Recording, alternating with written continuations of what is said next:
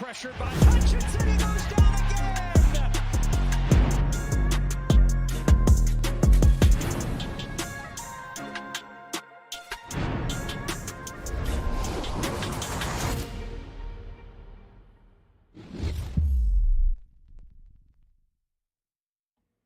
All right, what's happening, everybody? Welcome in. It is, well, it used to be off the cuff on Thursday nights, Wednesday nights, Tuesday nights, every night. And if you can't tell right now, I am amped. I am amped, and I just recorded a video, and it's taking another hour to upload. So I figured I'll jump in and just blow it off my chest, and then everybody else will catch it later. Guys, I'm so sick of this stuff, man. And, you know, I probably shouldn't even play into it anymore. But I just want y'all to do something for me right now. Go to Google and just type in, you know, Detroit Lions news or Brad Holmes and Dan Campbell, something like that, right? And tell me it is, you know, what it is that you see. Okay? What it is that you see. There we go. We got the old Google machine going. I'm just going to type it in. Ready? Well, I got it saved. Dan and Brad. Okay, first thing is, go figure. Issues. Disagreement. Dan Campbell and Brad Holmes. Here, let me take that real quick. Thank you. Appreciate that. Let me go to my video real quick. We'll pop that in there. We'll tie it together. That's how you SEO keyword like the best of them. Appreciate it. Look, I'm not happy about this kind of stuff because it's all BS. But you know what? I did the right thing. And that was, I went and at least looked as to what was going on. And I didn't make any calls because there's no calls to make on something like this. There's just not. There's nobody to talk to. You know why? You know why there's nobody to talk to? Because nobody would ever know anyway. That's why. Okay, so we've got one individual that's reporting it, and then we have Yahoo Sports' Mike Valeni, and then of course Heavy. Like Heavy.com is the biggest clickbait bullcrap they're probably the worst. They're probably the worst. Like they're extremely bad. And there's another publication that's really bad too, but I'm not gonna do the bash syndrome. It's let's just say that it's on this page right now. And it's not Sideline. So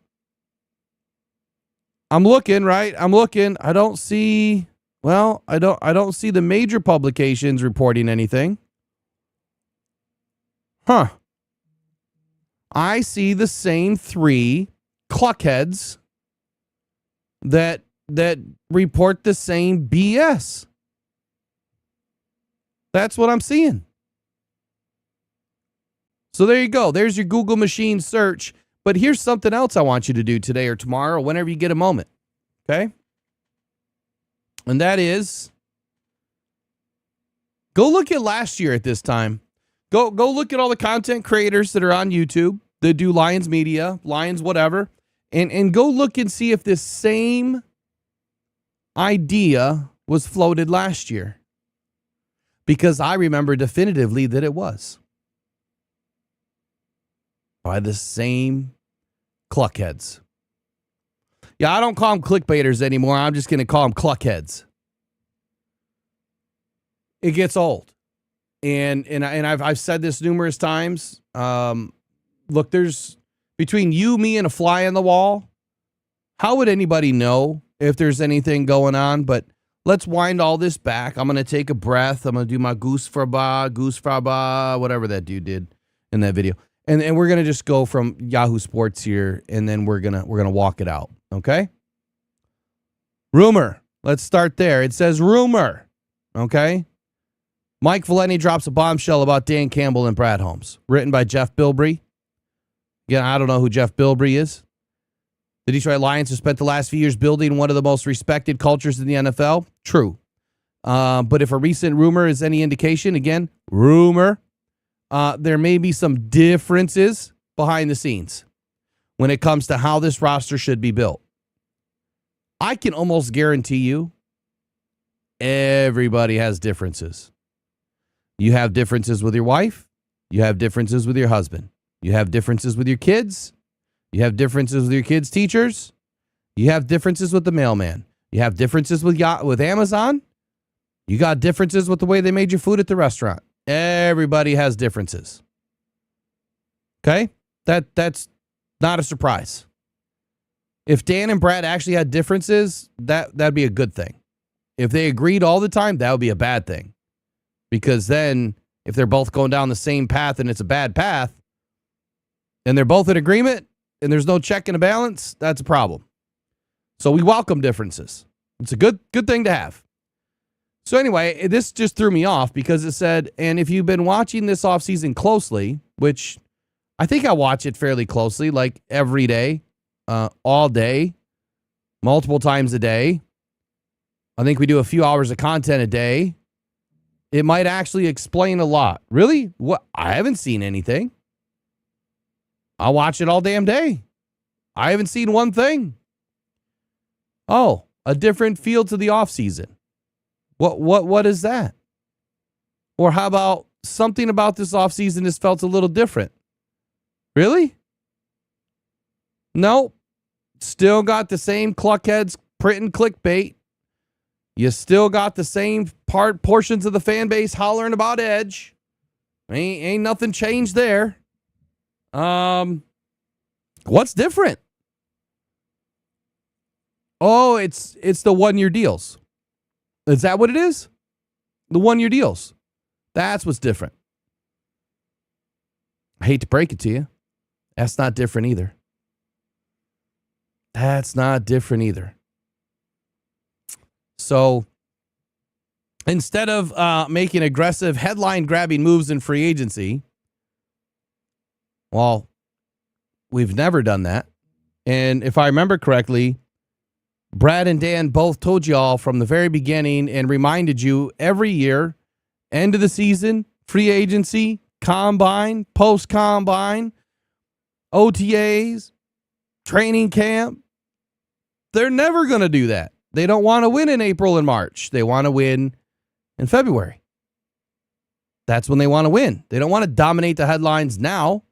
They want to dominate it later. Before I forget, how many headline-grabbing moves did the Seahawks make last season? 4, and only 1 was a headline, which was Sam Darnold. Okay. The New England Patriots made a bunch of moves, but how many were really headline-dominating moves outside of hiring a new coach and coaches? They made a lot of moves. They spent a lot of money. Now it says that the Lions have taken a measured approach. Really? We've always taken a measured approach. Here, let me show you. By the way, I had to rewrite this article because some of the information that I put in here ended up not being 100% accurate. I don't know what happened with the analytics and statistics site that I was using, but I just went and took everything from SpoTrack today and made sure that it's 100% accurate. So I put a little disclaimer right here, editor's note that I changed it and that what time I changed it and that I updated it because we're all about truth, honesty, and transparency. We would never want to get anything wrong, especially something like this. And it actually got worse, right? Meaning that the 1-year deals are even more. It's even more. So for someone to say in this article that, you know, we moved on from some veteran pieces, replaced them with younger players, many of them who are on short-term 1-year deals, and that it's not necessarily a bad strategy, but it wasn't what many expected. Who expected something different? The same people that get everything wrong every year expected something different, I can tell you that.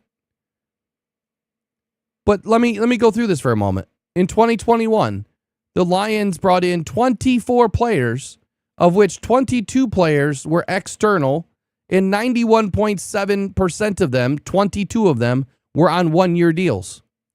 In 2022, we brought in 10 total players. All 10 were external. All 10 were on one-year deals, all per Spotrac. 2023, we brought in 20 players, of which 13 were external, and 15, 75%, were one-year deals. 2024, brought in 12 players, 7 were external, and on one-year deals, 10. 2025, we brought in 23, our second most ever under Dan and Brad. 13 players were external. 21 players, 91.3%, one-year deals. So what have we done different? We haven't done anything different. Now, one thing, it's all been the same.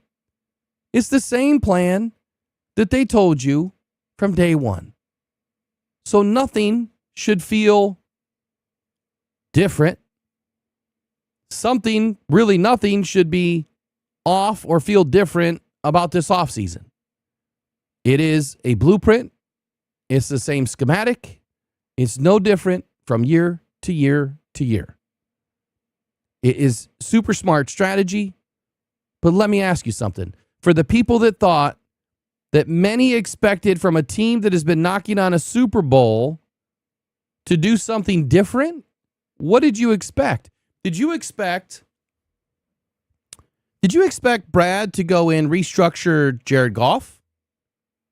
Did you expect him to go and restructure Ali McNeil? Did you expect them to go in and restructure Penei Sewell and Amon-Ra St. Brown and free up $125 million in cap space? Is that what you expected?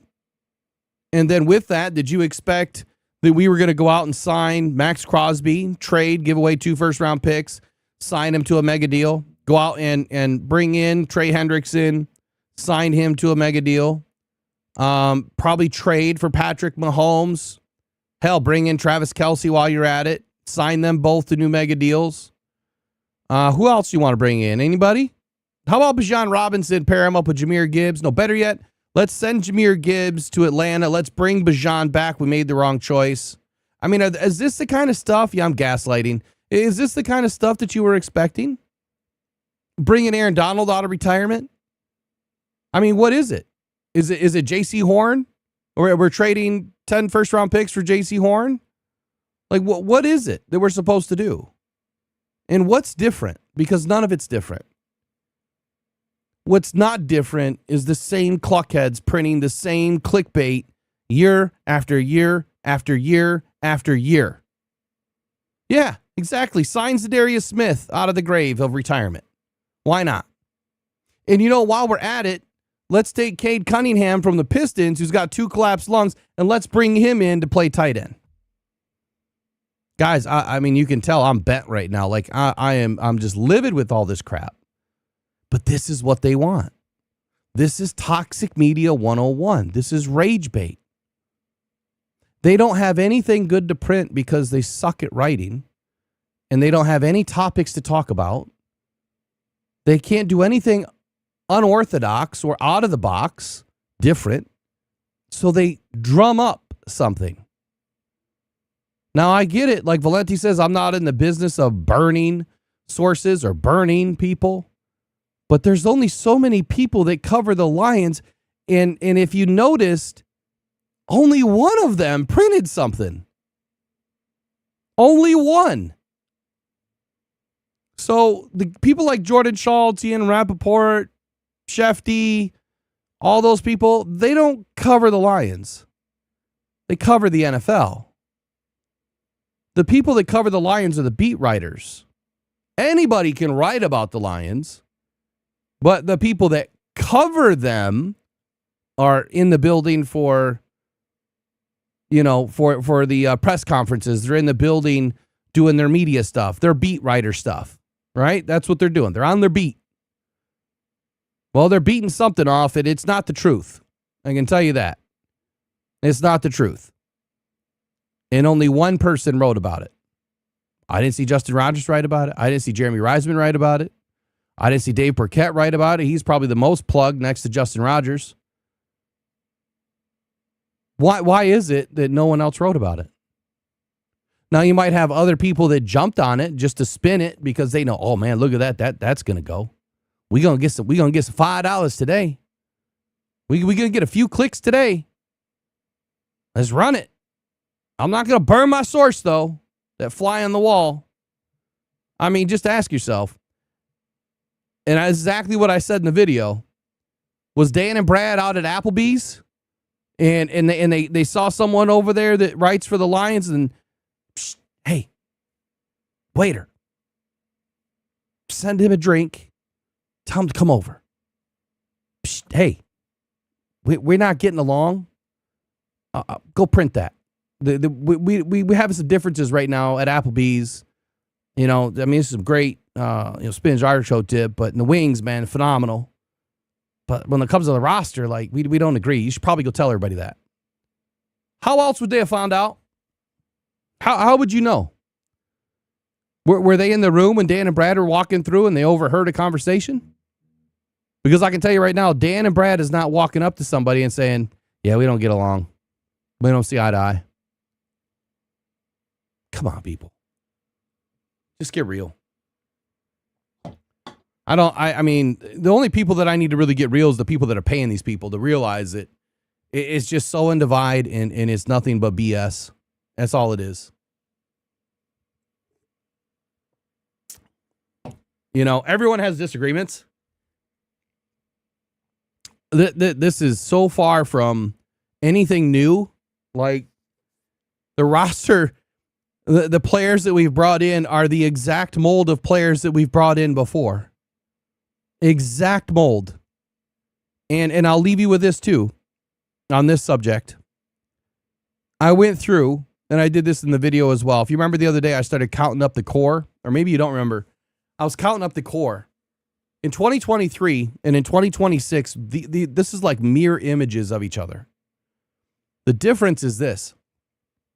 You see, in 21 and 22, we were building a roster. We didn't have a team. We didn't have money. We didn't have nothing. We had draft picks. We had to manufacture draft picks through a trade.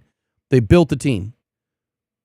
Through the draft, and all of our draft picks had to start. And so right there, that lens, that operational lens woke Lions fans up. Like, we've got 6th round picks and 7th round and 5th round picks starting, and they're playing pretty good. Yeah, we went 3-13-1, but man, they actually look pretty good out there. Lost a lot of games by less than 7 points, a lot of games by less than 4 points. And then the next year we go 9-8 with those same players. We brought in a few more in the draft. Brought in a bunch more through free agency. But in 2023, we started that year with 18 core elements to this team. And I went through this in the video. I'll do it for you guys right now because you're here. 18 core elements, at least on this team. Let me go back to 23 and throw it up on the screen. All right, here we go. Jared Goff, that's one. I'm going to do this again because I do it every time I start writing out my little check marks. Jared Goff, Taylor Decker, Frank Ragnow, Aiden Hutchinson, Penei Sewell, all drafted or rollovers that were drafted. Josh Reynolds, OFA, core. Jamison Williams, drafted. Cam Sutton, OFA. Don't really care about Cam. He wasn't that great. Jonah Jackson, drafted. Jahmyr Gibbs, drafted. David Montgomery, OFA, high priority. Khalif Raymond, OFA, high priority. Graham Glasgow, previously drafted, core. Teddy B, OFA, I mean, still pretty good at that point. Levi was not healthy, so we won't consider him. Kaminsky, we won't consider him. Pascal was drafted. He didn't do anything. Won't consider that. Sam Laporta, Brian Branch, Lee McNeil. I mean, you could say Ifeatu Melifonwu, he was okay. Kirby, Amon-Ra, Derek Barnes. Malcolm Rodriguez, 1,000%. That dude is playing pretty damn good. So these are all players that we drafted, right? They were core elements to this team in 2023. 1, 2, 3, 4, 5, 6, 7, 8, 9, 10, 11, 12, 13, 14, 15, 16. And then who was the other two that I left off on purpose? I left off Tracy Walker. I left off, well, Charles Harris was OFA. Who was the other one that I left off? I left two of them off. Well, Alex Anzalone, OFA, core. Oh, I left Levi off, and I left Pascal off, and there was one more. Oh, Brock Wright, UDFA. So anyway, my count was 18. So you had 18 core members, and that was including the draft. I'm sorry. So you had, it was like closer to 20, really. But either way, call it 20, and then you had 1, 2, 3, 4, 5. You probably had 4, maybe 5 OFAs that were really good football players, right? Now you fast forward to 2026. How has this team changed, and why are one-year deals the most important? Well, one, it's the MO of what we do, right? It's just what the Lions do. They are a draft and development team. When you are a draft and development team that re-signs your own, you live in free agency to fill holes with a lot of one-year deals. Every now and again, you might pull in a decent deal, right? DJ Reed, for instance. Got him last year. So now look at our core this year and how it's changed. Now, I mean, they're almost all in a row. Jared Goff, Amon-Ra, Ali McNeil, Penei Sewell, DJ Reed, circle him, OFA. Aiden Hutchinson, Derek Barnes, Jameson Williams, Laporta, Branch. 9 out of the first 10 drafted. Gibbs, Brock Wright, Jack Campbell, Jack Fox. TA I leave off to the side because he hasn't done enough for me yet. Tyleik Williams did great. Rock Ya-Sin, OFA. Cade Mays, OFA. Starter. These are all starters, by the way. Christian Izzian, starter on special teams, and starter, I mean, he will be a starter. Has been a starter. I'm not counting Ennis. Tate, phenomenal job. Isaac Tesla did enough. Malcolm Rodriguez is back. He's a starter on special teams no matter what. Roger McCreary, OFA, starter. Levi, he should be healthy this year. I'll throw him in there. I'm not counting Lacey or Wingo. Mahogany I'm counting. He actually has done enough. Frazier, I leave off to the side. He's done some. He hasn't done enough for me. Conklin, OFA, good signing. Bates is back. Whoops.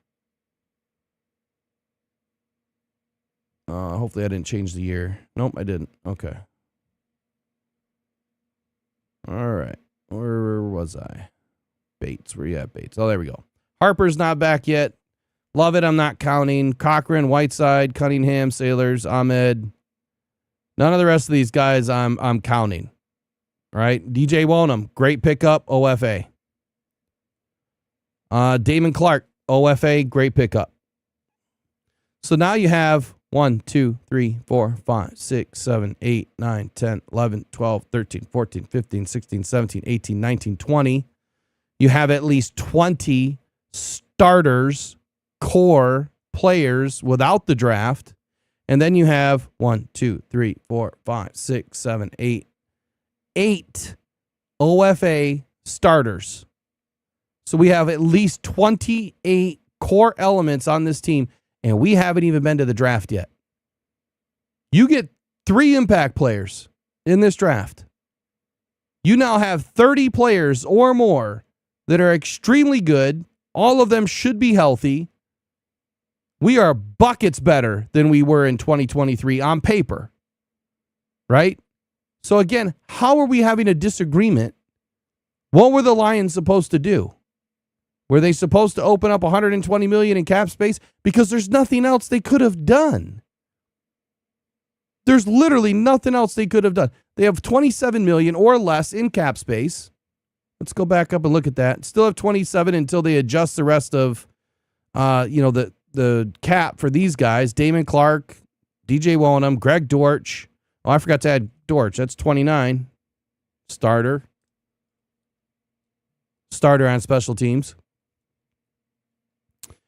So when these get added in, yeah, that number for salary cap is probably going to, jump down to 23, 24 million, and then you're going to sign your rookies at 12.5 to 13.5 million. And the way that filters into the top 51, the Lions are probably sitting around 17 million bucks in cap space. What are you going to do with 17 million in cap space? Even if you would have went out and got one really expensive player, now you're broke. Now you don't have any emergency cash when someone gets injured, because someone's going to get injured. They always do. So anyway, I had to jump in. Obviously, the video will explain more. It may explain some of the same. But I at least wanted to jump in and talk about this, because it's just irritating as all get out when we can't just talk about a team from the perspective of something positive for once, and then we come up with these cockamamie, these cockamamie ideas that these guys are out here fighting and having disagreements. And that thing is still uploading. This is crazy. It was supposed to release a long time ago. I'll back it up to 9 p.m. now. Still uploading. God, I'm going to have to start getting everything uploaded before 4 p.m. So anyway, that's it. Now I'll get into the chat for a minute, then I got to get going.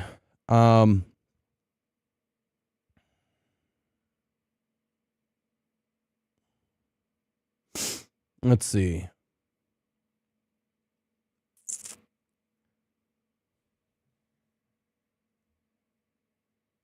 West Coast One Pride says in 23 or 24 would have been the year to make a move for Hendrickson or Crosby. Not now. Too many holes. Yeah, but it's been by design too. It's been by design. The way that they put this roster together. I know not a lot of people take the time, and I'm not saying that I know everything, because I don't, but not a lot of people take the time to actually go in and look. Well, they brought these guys in 2023. I mean, that's when they really hit the draft, right? 23, and then Aiden in 22, couple of pieces. I mean, they hit all years, but you get what I'm saying. We had 2, 3, 4 extremely good players out of every draft, and at some point you're going to re-sign them. You're planning on it. And so these guys are thinking 2, 3, 4, 5, 6, 7, 8, 10 years out. Right? We know that we're signing these guys in 26 and 27. How many free agents can we bring in this year that we can sign to more than a 1-year deal in this year? How many can we sign in 25 to more than a 1-year deal? And when you look at the numbers, I think it tells you the answer. It tells you the answer. The Lions have gone into this every year with that in mind. And in 2024, they know that in 26, they are going to have some extensions to do. They're going to have some fifth-year options to pick up. And some of that money is going to hit right now. So we only are bringing in 2 guys to play for this year and next year, being 2025. Those guys are gone now. Okay, so in 25, thinking the same thing, we're going to have some guys that we got to pay. They brought in DJ Reed. Well, he'll be here in 25, 26, and 27. Well, in 27, who do they have to pay if he ends up being pretty good? Terry and Arnold.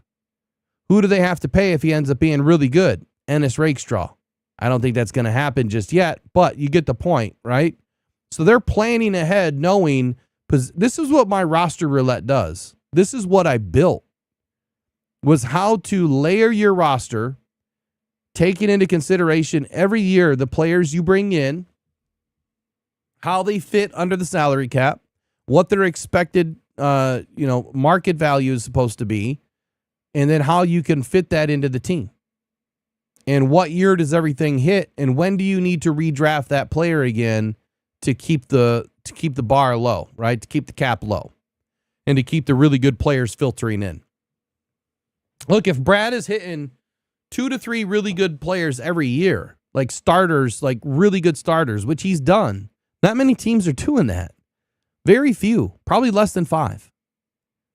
So nothing's been done different. It's been 1-year deals since 2021. That's never going to change. we have big deals that are getting signed, right? We have, big extensions that are getting signed.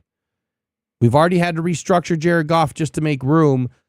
How much more room do you think there really is if we're already having to restructure? There is none.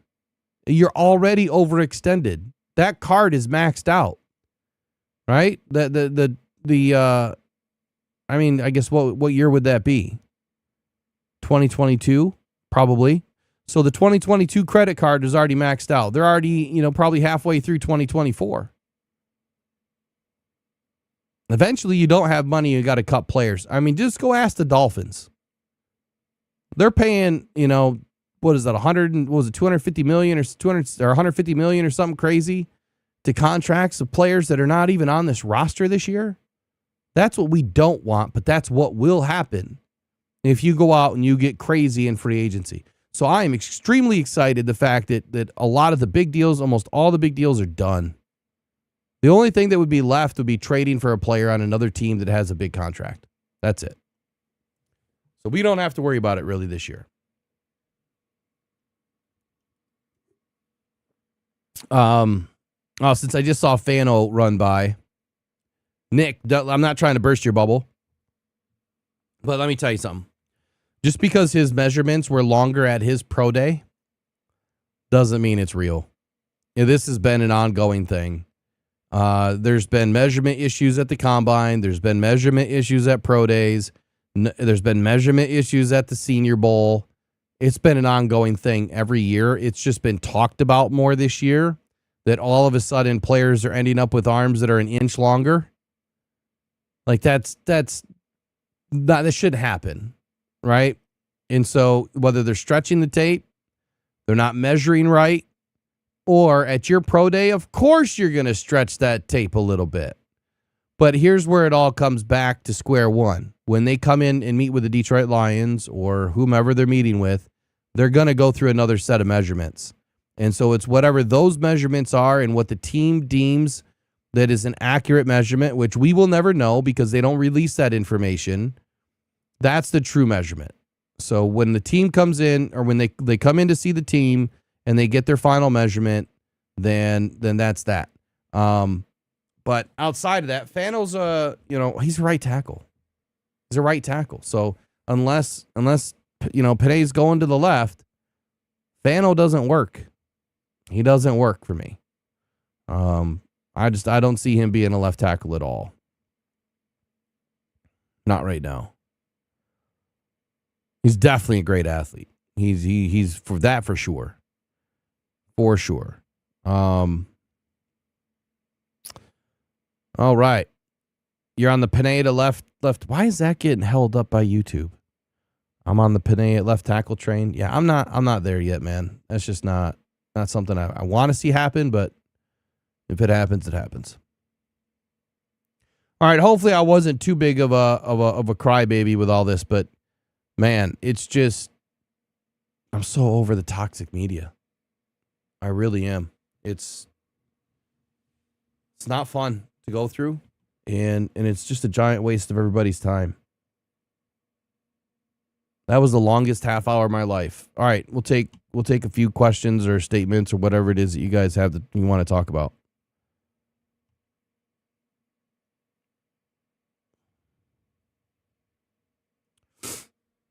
West Coast won prizes at Edge. That's just not realistic, and we look even more precarious if we aren't winning Super Bowls. I would say that's the reason Brad is operating the way he is, so that he can re-sign all the guys. He's always done this. This is no different. And I mean, to win a Super Bowl, let's be real here. You could do everything right.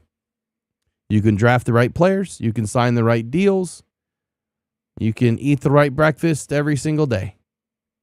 But when injuries happen, you are less likely to make a Super Bowl. The teams that make the Super Bowl are healthy. Both the New England Patriots and the Seattle Seahawks were some of the healthiest teams in the league.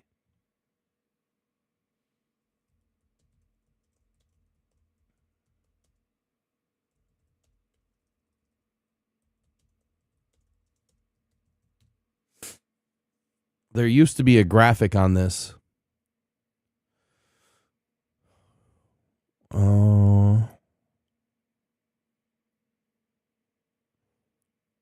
There used to be a graphic on this.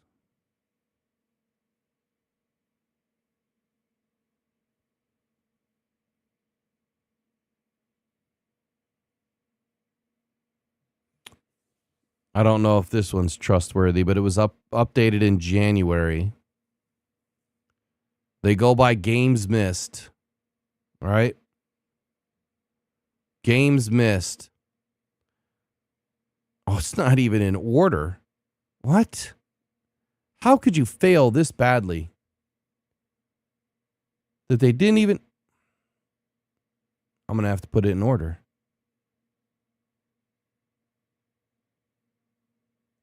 Hold on. Watch this. Tell my AI guy to do it real quick.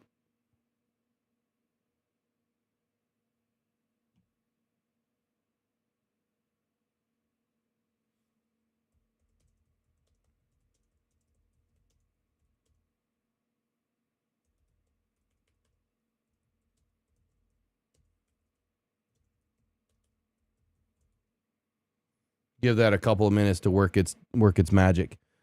Oh shit, it's already done. My God. It's never been that fast. That's what she said. All right. So here you go. The Lions were number 1. The Lions missed 326 combined games in 2025. 326 games.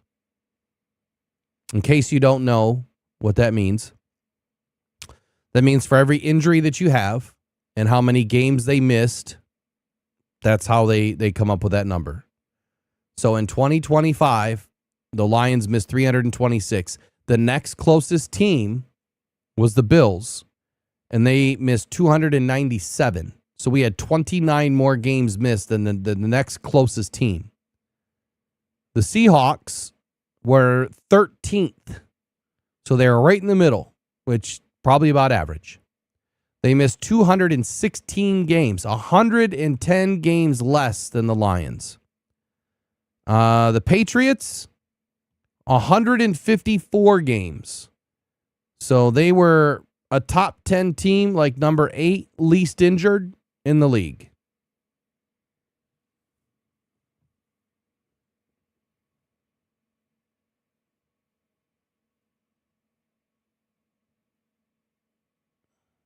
Oh, wait. Let me redo this again. Sorry.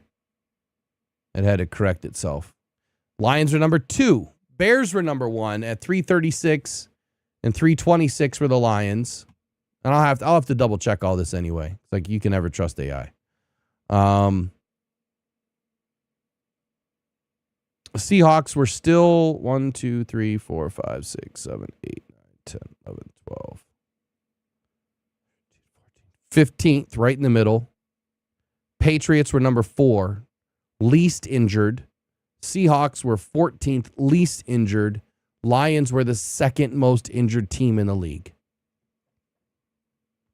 And it's been that way every year. Every year. So the injuries do matter. And when you miss that many games, and you have that many players out, that many star quality players too, it's pretty hard to win, man. So when you do everything right and you bring in all the right players, it can all blow up in your face just like it did in 23 and in 24. To a lesser extent 25, but again, those games lost, man. That means those players aren't on the field. They're not helping us win. The fact that we have been the top 6 most injured team in the league, and I think I discussed that in the first opening 30 minutes. The fact that it's been that way should also tell you that Brad is building an exceptionally good roster.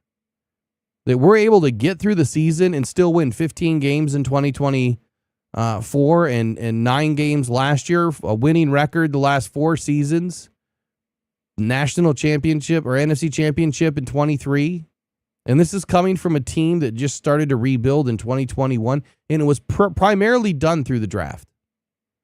Because if people are saying that our low budget, low cost, cheapo, previously injured, free agents that we brought in are scum of the earth, no good, well, then they're not helping us get there, right? Wrong. They absolutely helped us get there. I don't know how else to explain it. I feel like I've been talking about this for 2 days.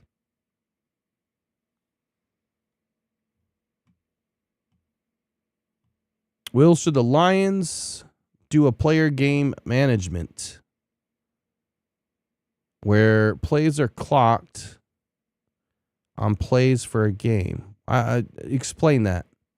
Should the Lions do a player game management? I got you. Put the guys on a snap count?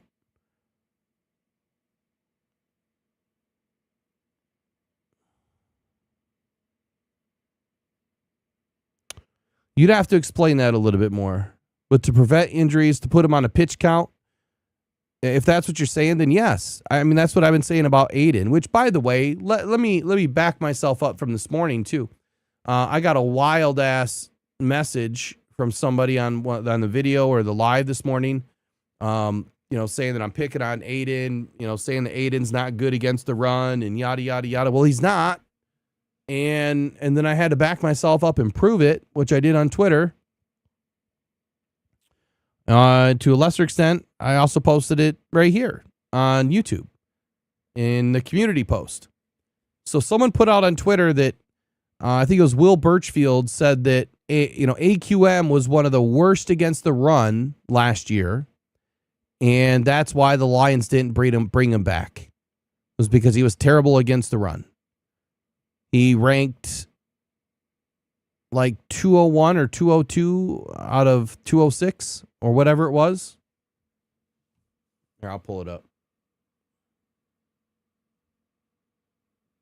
I did a graphic, so I got it. Here, I'll just show you guys. What the hell? Why not?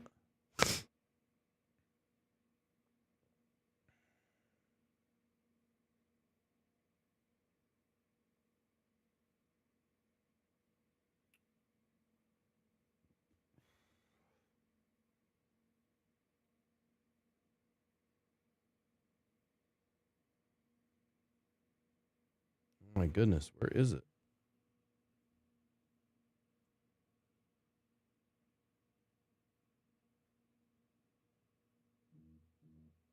There we go.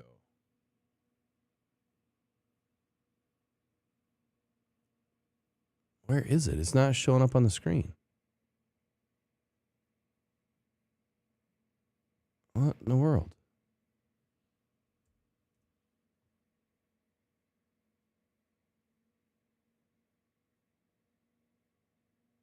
Let's try this again. There we go. That should show up on the screen. I'll just put it right over my face. All right, so here you go. Here's the truth. Al-Quadin Muhammad was 205th, and I believe it was out of 206 or 208 or something like that, that he ranked with a 7.5 average depth of tackle.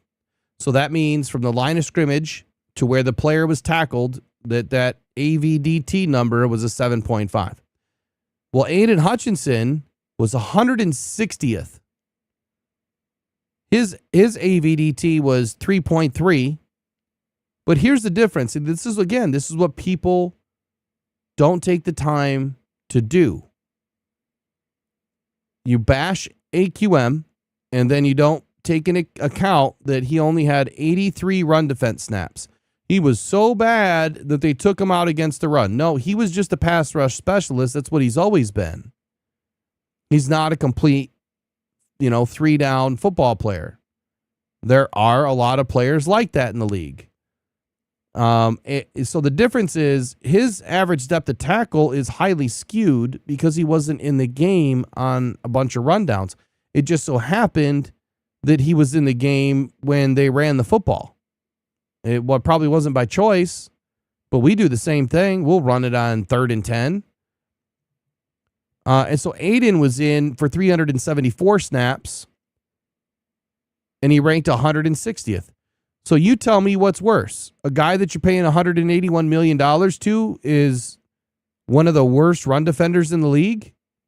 Or a guy that you paid $1.5 million to that had 11.5 sacks and was barely in against the run? You tell me what makes more sense. So, no, I wasn't wrong about Aiden. That should prove it. I mean, I can come up with 50 more stats if you'd like, but I'm not going to. The film that I've broken down with everybody tells enough. Sure, he wins some, he loses some. He just loses a lot more than he should be. And maybe that changes this year. Maybe Aiden has a different approach this year. We'll see. But pro day updates for the Lions, especially Oregon and Georgia. I haven't seen anything yet today, man. I'll do it when I go up and settle in for the night and try to do some reading. But I've been working on a lot of things on the back end because I'm trying to get ready. I have like 50 things to get done literally 50 things between now and the draft. Well, really between the first week of April. I got a ton of stuff to do. And I just don't have enough hours in the day.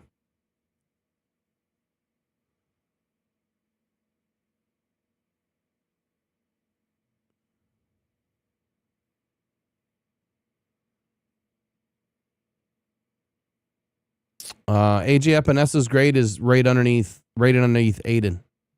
166. 166. But that's why Epenesa's a $5.7 million guy.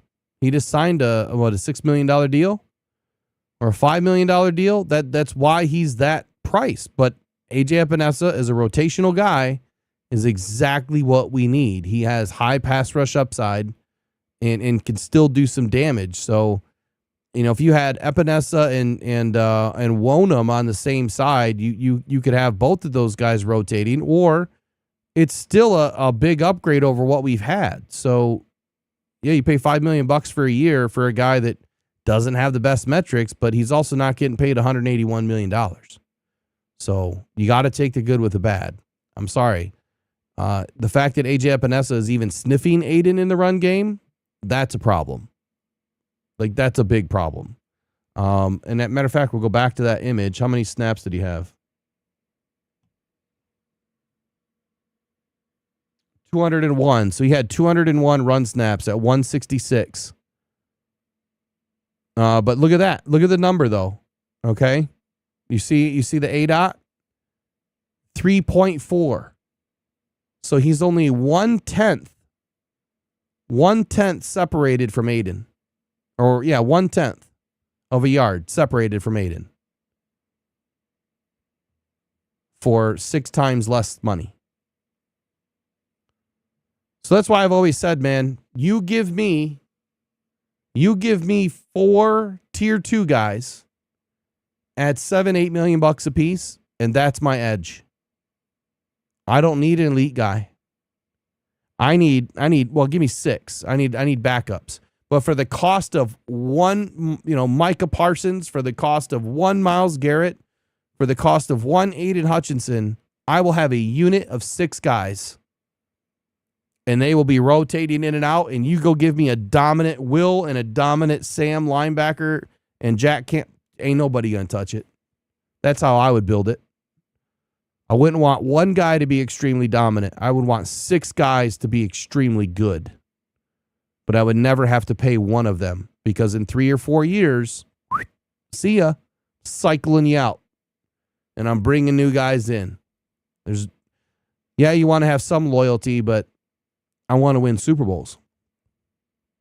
And when you win Super Bowls, players will come. They don't care that they're getting cycled every 3 to 4 years. They know that they have a chance of winning one Super Bowl in 3 to 4 years. The grades don't mean anything, Nick. This is PFF, dude. It's PFF. The grades. So to your point exactly, right? Here, let's talk about that for a moment. Explain to me how Aiden's run grade is better than AJ Epinez's by 30 points. When their ADOT is the same. AJ has a better stop percentage. AJ only has 3 less stops. His missed tackle percentage is only 1% lower. He only missed 3 tackles to Aiden's 4, only on 200 snaps, mind you. He had 2 assisted tackles, 21 tackles overall. Aiden only had 5 more tackles. So explain to me how his number is 30 points higher. Because PFF is full of shit. That's why.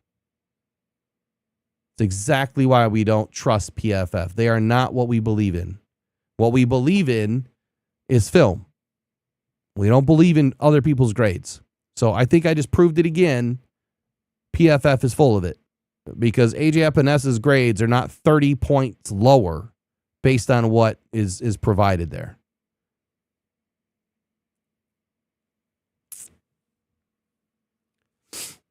So anyway, that's it. I appreciate you guys, unless there's anything else.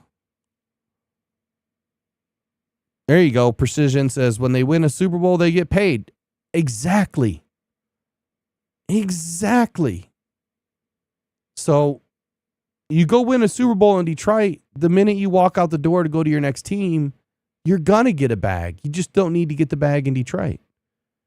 So if there's one thing that I've ever asked of Brad Holmes to do differently, it's that. I would never have paid Aiden. I would have brought in 6 tier 2 guys that are really good and paid them all $7 to $9 million a season. Because for you, that's for the cost of one edge rusher. I'd rather have 6 guys because look at the injuries. Okay, you lose your top 2, but the next 2 behind him are just as good. All right, now you lost your top 4. The next 2 behind him are still just as good. And if you lose those 2 guys, well, then shit, you're just shit out of luck. You know? You're just out of luck. And that would be extremely hard to do to get 6 guys like that. It'd be because they want to play. Right? There's not enough rotation for 6 guys. They would have to be extremely bought in on my craziness is what it would boil down to. All right, I'm out of here. I got to get going. You guys have a good rest of your night. We'll see you guys. I think I'll be here in the morning. I'm planning on it. We'll see. You'll know when I do, about 7:30 or so. So, all right, you guys take care. Go and probably go Detroit Lions. Spread the love, man. Spread the truth. Don't spread rumors. At some point, these cluckheads just got to go away. They just got to go away. Pressured by Hutchinson, he goes down.